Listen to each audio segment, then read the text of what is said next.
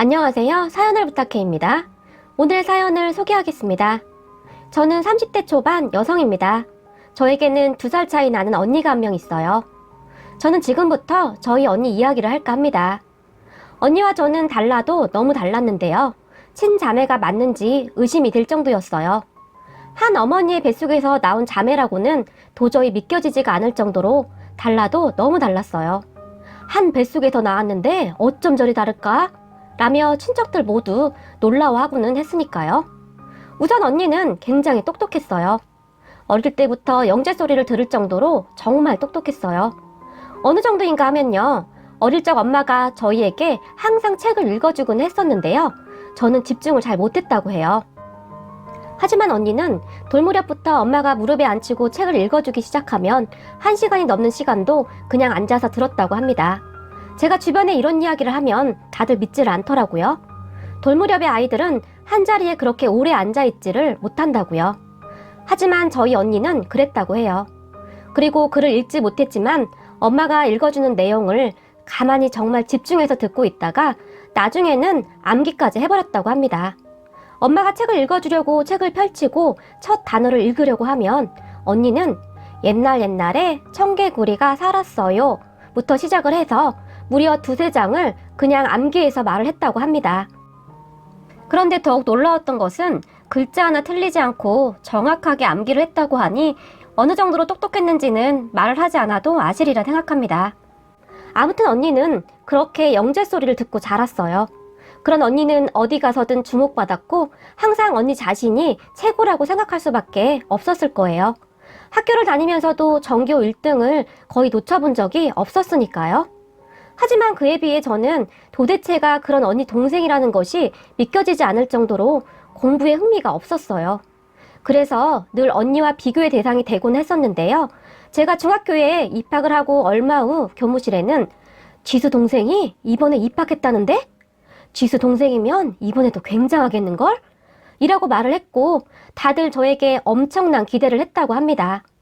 저희 언니의 동생이라는 이유만으로 말이죠. 하지만 선생님들은 곧 실망을 하게 되었고 너 진짜 지수 동생 맞는 거니? 친동생이 맞긴 한 거지? 라고 몇 번을 물어봐서 큰 상처가 되기도 했어요. 언니와 저는 그토록 달랐어요. 공부도 공부였는데 성격도 정말 많이 달랐는데요. 언니는 모든 것을 냉철하고 이성적으로 판단을 했고 저는 그런 언니와는 정반대로 감성적인 부분에 많이 치우치는 편이었어요. 그런데 그렇게 똑똑하기만 한 언니를 가족들은 불편해했어요. 특히 할머니는 아주 그냥 쪼맨한 것이 피도 눈물도 없어. 기집애가 아주 징글징글혀 라고 말을 하고는 했어요. 하지만 저는 비록 공부는 못했지만 가족들의 예쁨을 많이 받고 자랐어요. 그 이유는 아마도 공감 능력이 다른 사람에 비해 조금 뛰어나서 그랬던 것 같아요. 그렇게 언니와 저는 완전히 다를 수밖에 없었고 그런 언니와 저는 항상 많이 부딪힐 수밖에 없었어요. 가족들은 그런 언니가 절대 결혼을 하지 못할 것이라고 단정지으며 말을 하기도 했는데 우리 지수 말이야. 우리가 봐도 가끔 무서운데 아무래도 결혼은 못하겠지?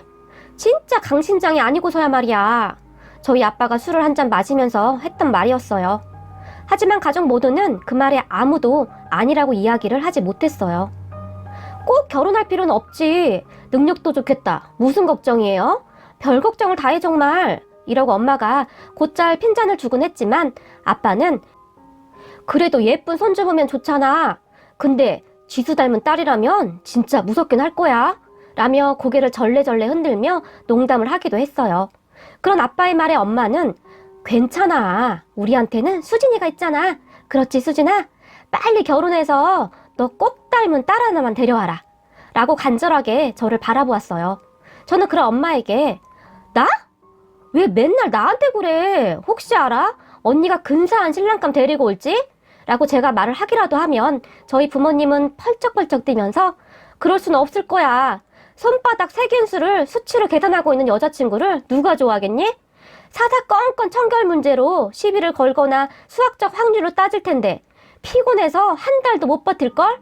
이라고 울상을 지으며 농담 반 진담 반으로 말을 했어요. 그러다 어느 날 집안이 발칵 뒤집어지는 사건이 발생을 했는데요. 그랬던 언니에게 남자친구가 생긴 거예요. 언니가 남자친구를 집으로 초대한다고 통보를 한 것입니다. 그리고 언니는 연애도 참 계산적으로 했는데 어느 날 언니가 말하기를 우리가 만난 기간을 확률적으로 계산해봤는데 이 기간이면 상훈 씨가 정상적인 사람임에 확실해. 결혼해서 절대 문제를 일으킬 것 같지가 않다는 확률이 나왔어. 라고 말을 했어요. 그럼 언니의 말에 부모님은 깜짝 놀라서 지수야, 그게 무슨 말이야. 결혼은 서로 사랑해서 해야 하는 것인데 확률이라니. 결혼을 무슨 확률로 하니. 엄마 아빠는 괜찮으니까 그냥 혼자 살아도 돼. 굳이 결혼을 왜 하려는 거니? 요즘 골드미스 좋잖니? 라고 엄마는 간절하게 말을 했어요. 그리고 저는 그 순간 아빠의 불안한 눈빛을 보고 말았는데요. 아빠는 정말이지 세상을 다 잃은 표정으로 언니를 바라보고 있었어요. 하지만 언니는 정말 아무렇지도 않게 엄마, 사랑 그거 확률적으로 계산해보면 결혼하고 3개월밖에 가지 않는데 이거 정확한 연구 결과야. 그런데 그런 사랑만 보고 나보고 결혼하라고? 그건 너무 위험하지. 나는 내 방식대로 결혼할 거야. 라며 통보를 했고 저희 부모님은 그 며칠 동안 밥도 제대로 먹지 못하고 알아 누워버렸어요. 그리고 얼마 후 남자친구를 집으로 데리고 온다던 날 부모님은 정말이지 세상을 다 잃은 표정이었는데요.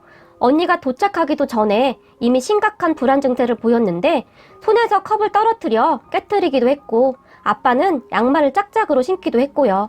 그리고는 내가 장담하건대 지랑 똑같은 사람 데리고 올 거야. 분명히. 한 명도 감당이 안 되는데 앞으로 2명을 어떻게 감당하냐고 라고 말을 하며 땅이 꺼져라 한숨을 쉬었고 잠시 후 현관 비밀번호 누르는 소리가 나자 두 분은 동시에 벌떡 일어났는데요. 그럼 부모님의 마음은 전혀 아랑곳하지 않고 언니가 남자친구를 데리고 위풍당당하게 들어왔어요. 우리 언니가 이제는 결혼했으니 지금은 형부죠. 그런 형부를 보며 제가 우선 허우대는 멀쩡한데? 라고 부모님을 위로하기 위해 애써 말을 했어요. 하지만 저희 부모님은 그런 저를 보며 동시에 너희 언니도 허우대는 멀쩡하거든? 이라고 화를 내며 말을 했어요. 누가 부부 아니라고 할까봐 동시에 말을 하는데 그런 부모님의 모습이 귀엽기도 하고 황당하기도 해서 저는 저도 모르게 크 하고 웃음이 터져나오고 말았어요. 이런 부모님한테서 도대체 언니 같은 사람이 어떻게 나온 것인지 100번, 1000번을 생각해봐도 도무지 이해가 되지 않네요. 그런데 형부는 지극히 정상적인 사람이었어요. 언니와는 정말 많이 다른 그런 사람이었어요. 우선 형부는 문과 출신이었고 문학을 좋아했어요. 특히 시를 좋아하는 그런 사람이었어요. 부모님과 대화를 하는 동안에도 부모님의 말에 맞장구도 쳐주고 활짝활짝 웃어주기도 했어요. 무엇보다도 거실로 들어서는 형부의 손에 빨간 장미꽃이 들려 있었는데 형부는 거실로 들어서자마자 장미꽃을 엄마에게 건네면서 저희 어머니가 제일 좋아했던 꽃이 빨간 장미꽃이었습니다. 앞으로 저희 어머니 대신이라고 생각하고 그렇게 모셔도 될까요? 라고 형부가 말을 했고 그 말을 들은 저희 엄마의 눈에서 눈물이 나오기 시작했어요. 기쁨의 눈물이었겠죠? 그리고 저희 아빠는 그런 형부를 꼭 끌어안고는 고맙네, 고마워. 자네는 정상이구만. 우리 지수가 정상을 데리고 왔구만. 이라고 감정이 격해진 채 말을 해버렸고 형부는 그런 아빠의 말에 놀라서 네? 라고 물어볼 정도였어요. 하지만 그 뒤에도 아빠는 연신 입을 다물지 못했어요. 두 분이서 정말 너무너무 좋아하더라고요. 언니는 그런 부모님을 보며 뭐야, 엄마 우는 거야? 고작 장미꽃 한 다발로 감동받은 거야? 난 도무지 이해가 안 가네? 도대체 금방 시들어서 죽을 곳을 왜 사는 거야?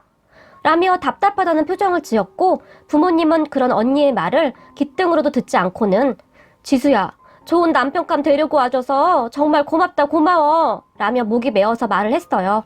그리고 형부는 그런 부모님의 반응이 도무지 이해가 안 간다는 표정이었고 저희 부모님은 형부의 직업이 무엇인지 부모님은 어떻게 되는지 묻지도 않고는 자네는 그냥 다 합격이야 합격 이라고 말을 하셨어요. 물론 나중에 언니가 형부의 이력에 대해 브리핑을 했지만 말입니다. 가족들을 앉혀놓고 형부의 가족관계와 직업 그리고 연봉 등을 마치 강의하듯이 브리핑을 했어요. 그리고 브리핑을 하는 동안 그런 언니의 말을 잘 듣고 있던 형부는 아 잠깐 그건 수정해야 해 라고 말을 하기도 했는데 그러면 언니는 그런 형부에게 아 그래? 내 기억이 잘못될 리가 없는데? 라고 단호하게 말을 했지만 형부는 아무렇지도 않게 그래? 그럼 내가 잘못 말한 것 같네. 암튼 그건 수정해야 해. 라고 머리를 극적이며 말을 하기도 했어요. 그리고 이 별나디 별난 부부를 저희 가족은 그저 멍이 바라볼 수밖에 없었고요. 확실한 것은 형부가 언니의 성격을 정확히 파악하고는 잘 맞춘다는 것이었어요. 그리고 그런 형부는 언니를 정말 사랑하는 것 같았어요. 언니를 바라보는 눈에서 정말이지 꿀이 뚝뚝 떨어졌거든요. 부모님은 그런 형부를 그저 감동스러운 표정으로 바라보았고요. 그리고 형부가 돌아간 뒤 엄마 아빠는 친척들에게 전화를 해대기 시작했는데요. 여보세요? 어머님, 저 지수 애미예요.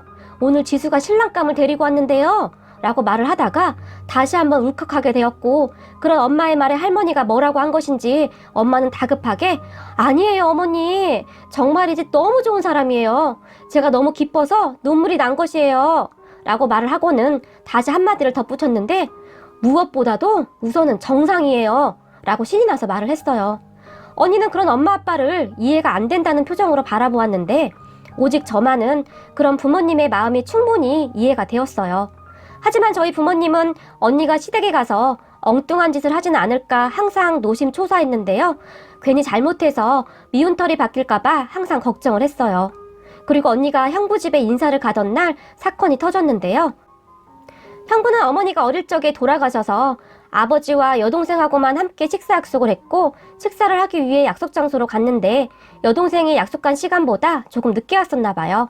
그런데 언니는 늦게 온 여동생을 보며 저는 시간 약속이 참 중요하다고 생각해요. 시간 약속을 제대로 지키지 않는 사람은 상대방에 대한 예의를 지키지 않는 것이죠. 라고 말을 해버렸다고 합니다. 그날 집에 돌아온 언니는 어떻게 20분이나 늦을 수가 있어? 기본적인 개념 자체가 없는 거야 이건. 이라고 투덜댔고 그런 언니를 보며 저희 부모님은 눈물까지 글썽이며 너 설마 그래서 신우이한테 뭐라고 한 거 아니지? 에이 설마 아니지 지수야? 제발 아니라고 말해줘 라고 말을 했어요. 하지만 언니는 그런 부모님의 간절함을 생각하지도 않고 당연히 말했지. 시간 약속은 기분 중에 기분이라고. 앞으로 조심하라고 했는데? 그리고 상훈씨 아버님도 내 말이 맞다고 하시면서 상훈씨 여동생 엄청 혼냈는걸? 이라고 말을 해버렸고 그 순간 엄마는 손으로 머리를 짚으며 소파에 털썩 주저앉아 버렸어요. 아빠도 얼굴에 근심을 가득 담은 채 울상을 짓고 있었고요.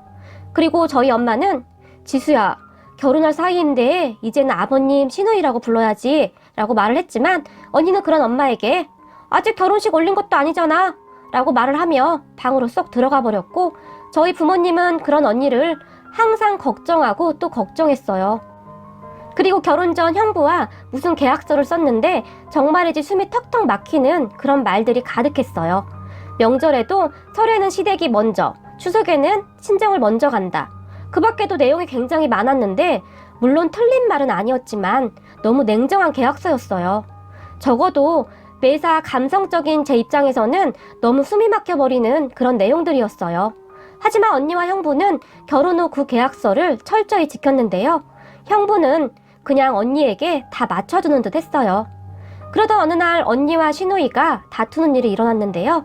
언니의 말에 따르면 아니 시누이가 나보고 시아버님한테 전화 자주 안 한다고 전화를 해서 막 화를 내는 거야. 이게 도대체 무슨 말도 안 되는 경우야?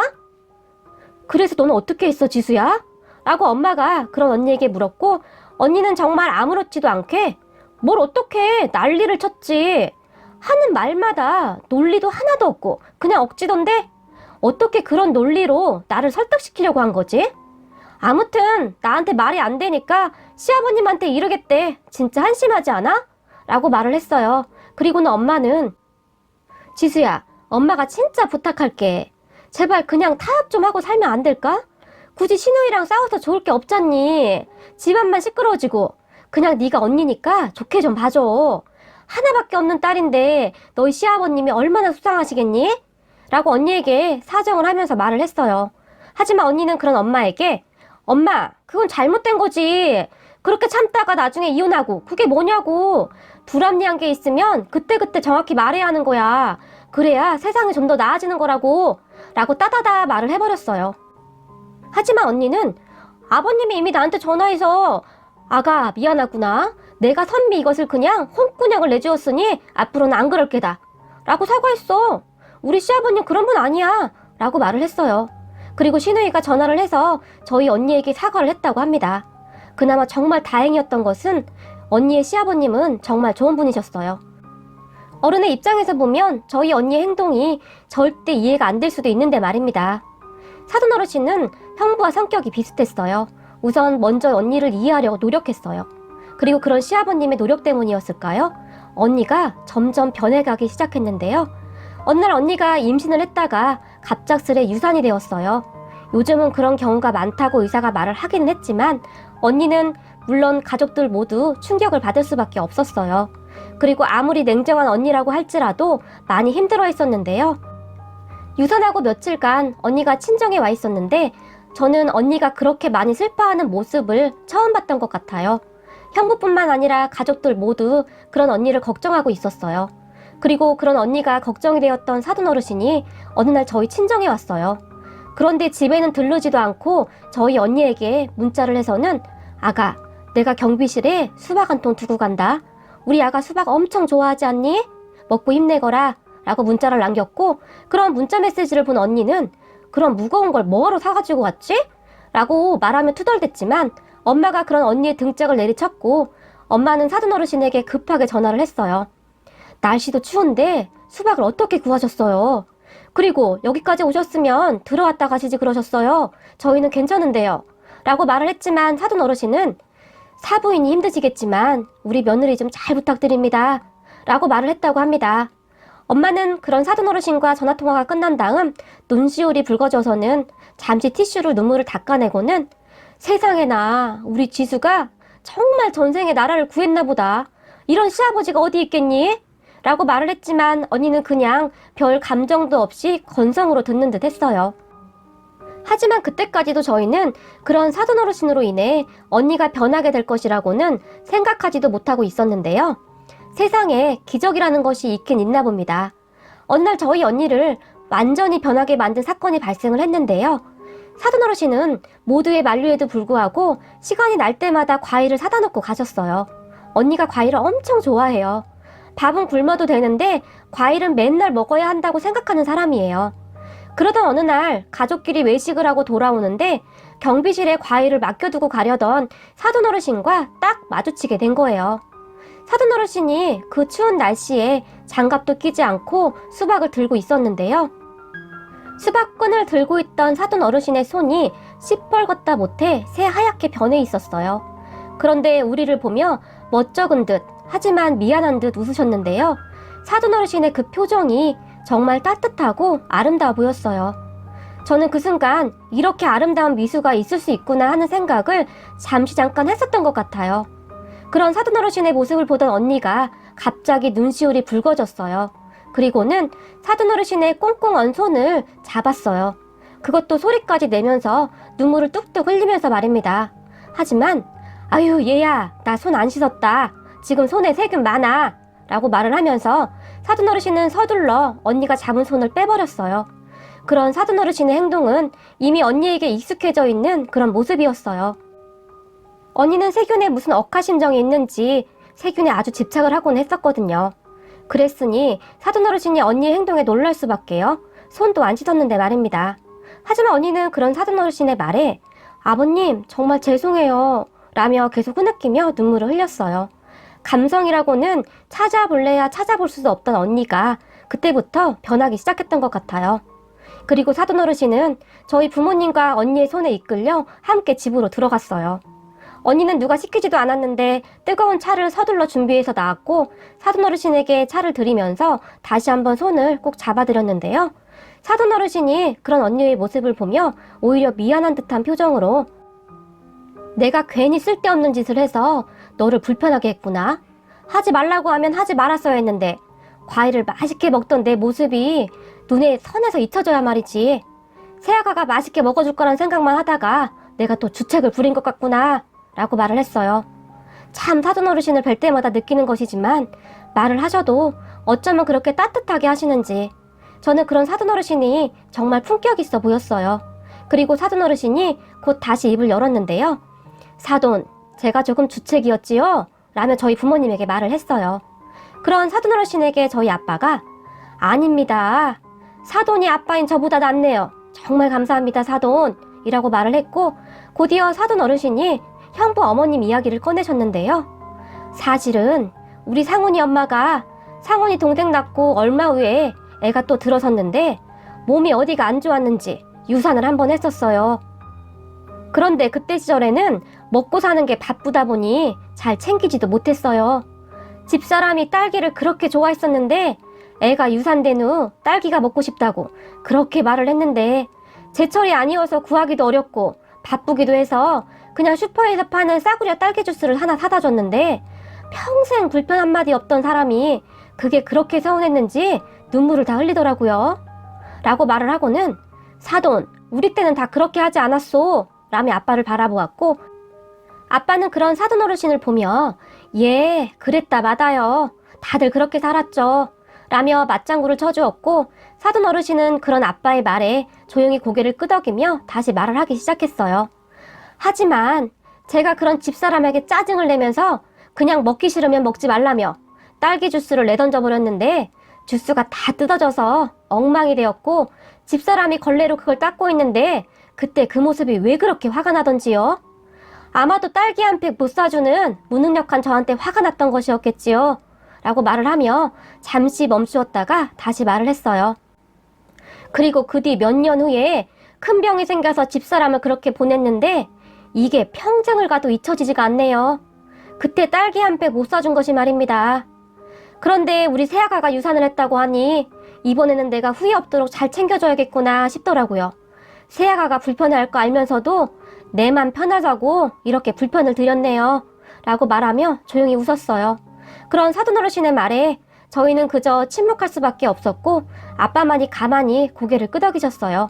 그랬는데 저희 언니가 벌떡 일어나서는 수박을 깨끗이 씻어서 먹기 좋게 자르더니 가지고 왔어요.